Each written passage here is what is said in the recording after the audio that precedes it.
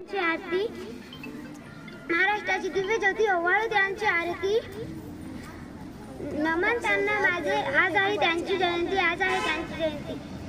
सर्वप्रथम सर्वांना माझा नमस्कार। मी अनन्या सतीश बलक। मी काही तुम्हाला दोन शब्द सांगणार आहे। तुम्ही शांत चित्ताने ऐकावे अशी माझी नम्र विनंती।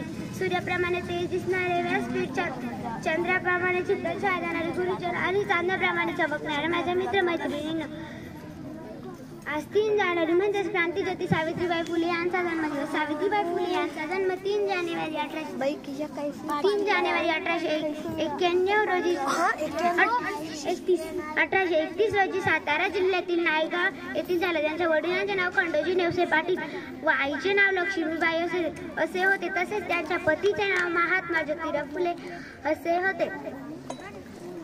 सावित्रीबाई फुले व महात्मा ज्योतिराव फुले यांनी 1 जानेवारी 1848 मध्ये पुणे येथील भिलपट्टीत मुलींची पहिली शाळा काढली।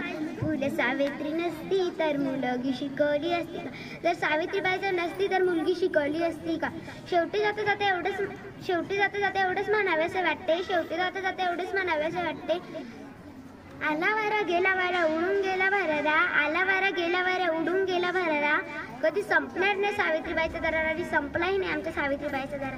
जय ज्योती जय क्रांती।